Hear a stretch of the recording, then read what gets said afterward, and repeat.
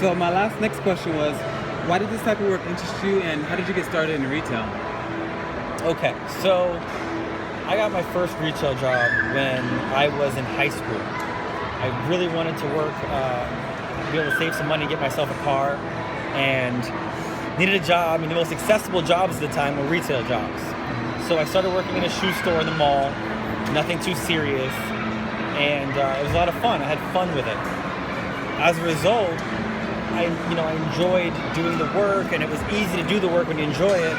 I got promoted like really early on, and I actually ended up in a management role before I even graduated high school.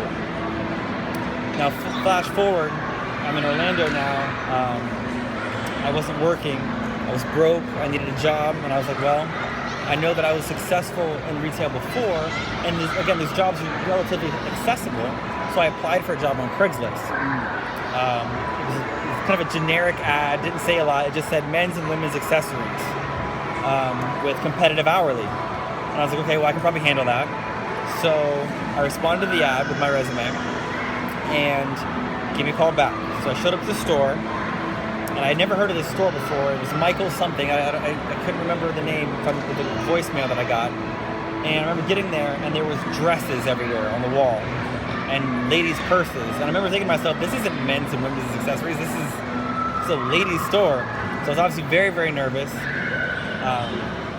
And so when I had my interview, I explained to the gentleman, like, look, I'm gonna be honest, I'm a little nervous, and I'm not sure that this is what I was expecting. And he was telling me, it's all the same. You can sell one thing, you can sell something else. So we went ahead and finished the interview up, and I left, and I wasn't sure if I had done well. And the next day when I was at school, they called me and actually made me the offer. So that company ended up being Michael Kors. This is 2009, and Michael Kors wasn't what it is today. So when I started with Michael Kors, it was right before the big spike in attention to the company and the company going public. So I literally got into the ground floor. Literally a matter of being at the right place at the right time. So that's how my retail career got started, was just getting into a company that was exploding and being there for, at the right time to get a series of quick promotions. Okay. That's one way to end up with a career really fast. To get promoted, you're like, you know what, I'll do this. Definitely. All right. So with being promoted and looking for retail, what were the keys to your career advancement? How did you get to where you were in your long-term goals through striving in those different environments? Like, what are those key points that you could honestly say helped? So there's a couple things here. I'll talk about the stuff that was under my control, and I'll tell you some of the things that were not in my control. The things that were under my control were my work ethic. I found a way to help in any way that I can, every day, no matter what. When I first started with that company, I was not a strong seller. I had no experience selling women's clothes. I was nervous.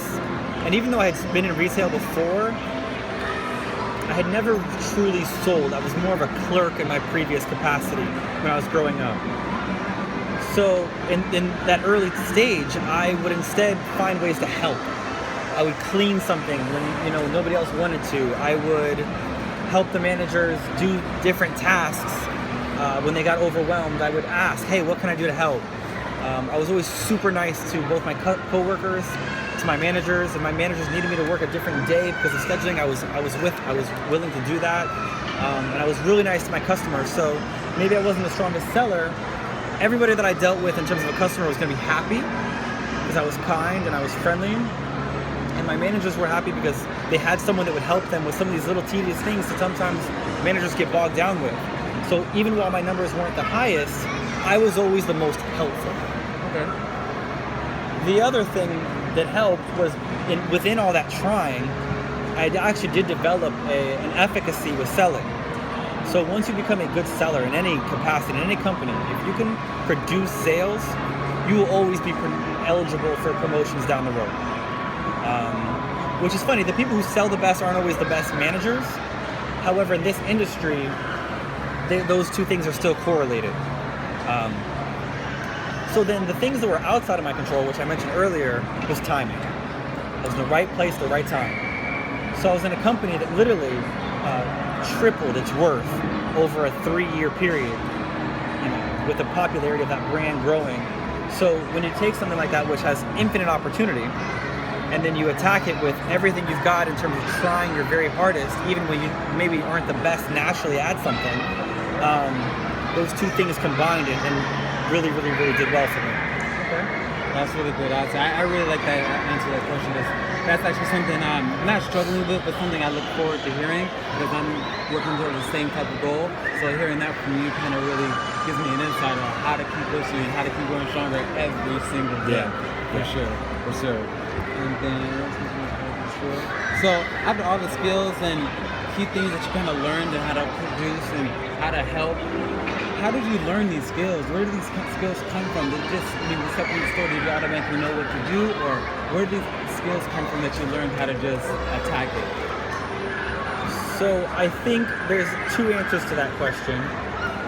There are some skills, and I think a lot of people would agree, there are a lot of skills that you learn with experience, one way or the other, and there are some skills that you're going to have innately, that are going to be part of your personality type. Some people are just better communicators than others. Some people are more physically strong than others. Everyone has different characteristics. So there's this combination of, I'm a high-level communicator, have been since I was a child, so that was always going to be an advantage for me. That was not something that I necessarily worked on, it just sort of happened. But then in terms of the learning, I mean, I learned to sell by watching top salespeople around me and what their behaviors were, and I kind of modeled them.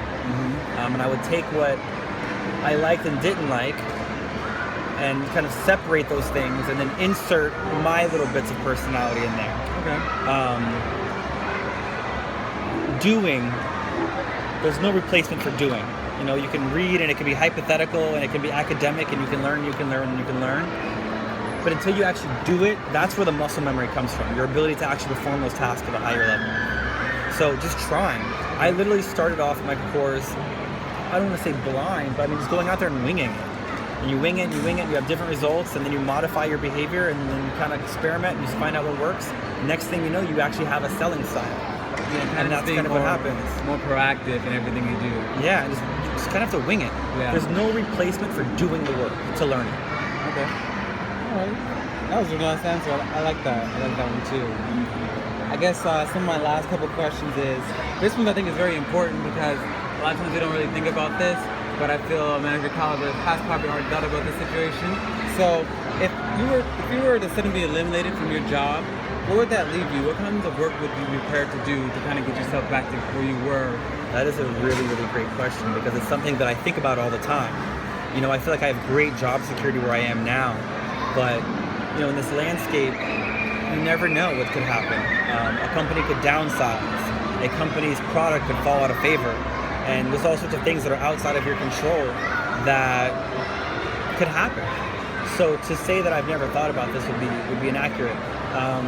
I think if I was to be terminated tomorrow one way or the other via my own wrongdoing or by bad luck, I would probably be pursuing something